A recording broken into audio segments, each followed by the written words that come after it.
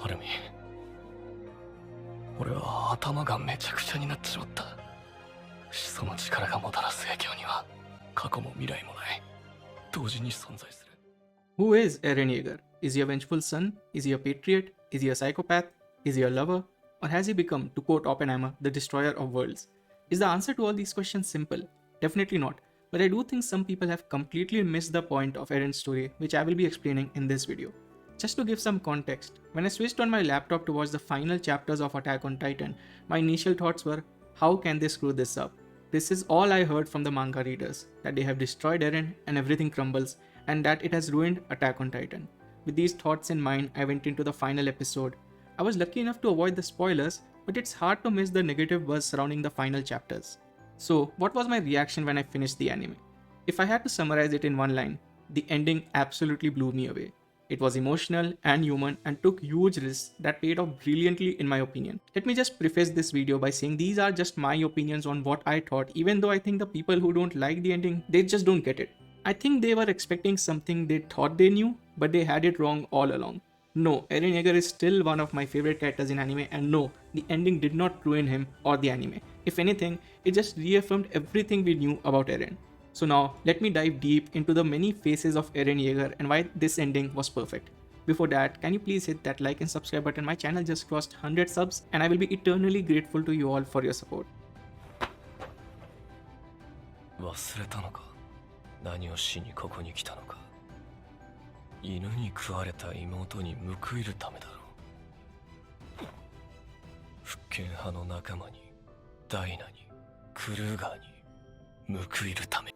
Eren Yeager soon became one of my favorite characters in all of anime, especially after season 4 when he became this super zen cold alpha leader who never lost his cool, who knew what he had to do, clearly saw a lot and went through something no one ever should. He was 10 years old when his mom got killed by the Titans, and even at that age, all he wanted to do was exterminate all the Titans in the world.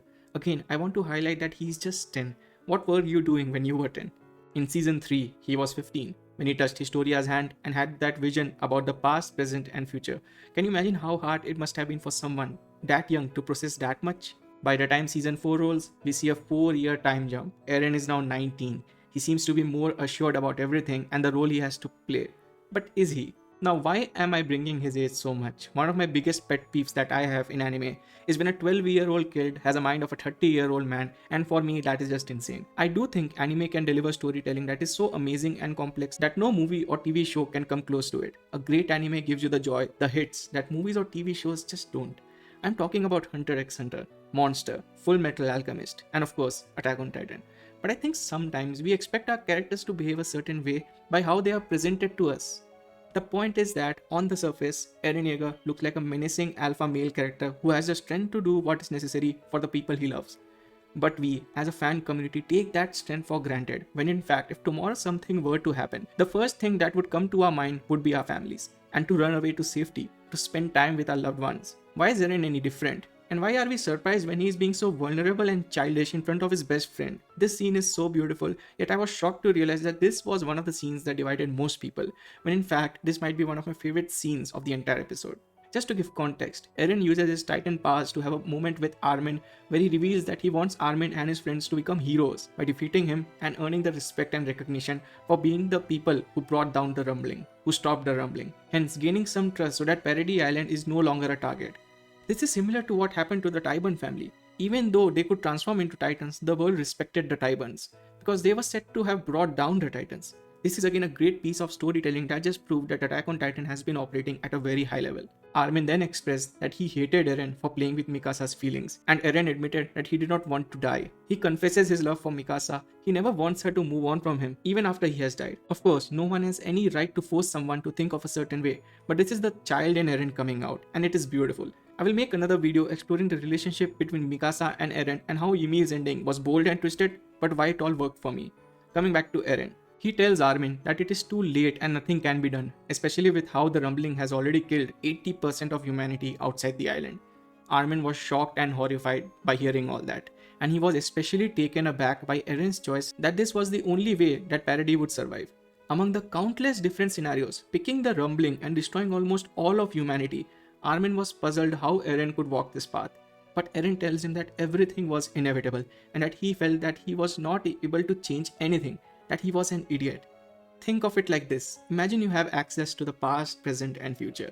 That might feel like unlimited power, especially given how Eren manipulates people by using this power.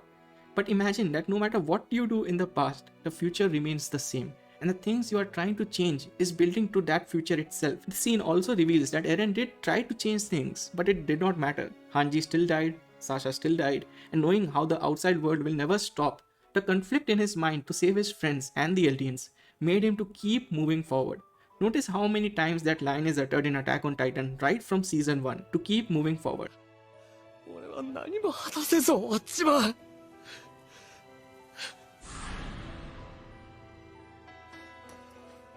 ただやるべきことをやる。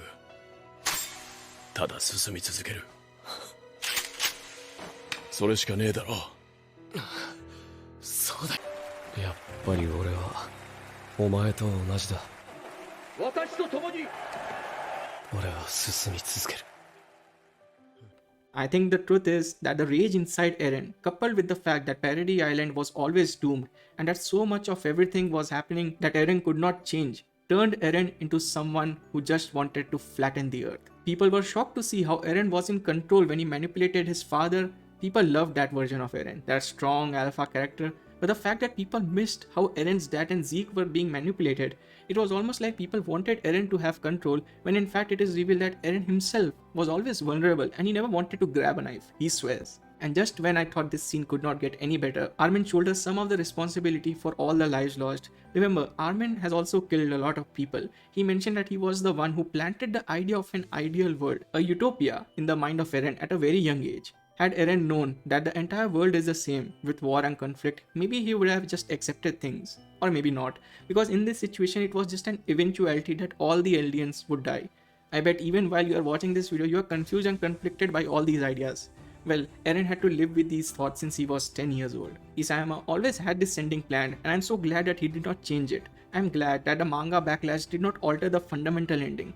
Now, I do know that the anime has changed and added some lines, which elevates the material, but come on, the essence is still the same. This face of Eren has been made fun of by so many people who never looked deeper into Eren, and also the vulnerabilities of the human condition, the trauma he had to bear, again, ever since he was just 10.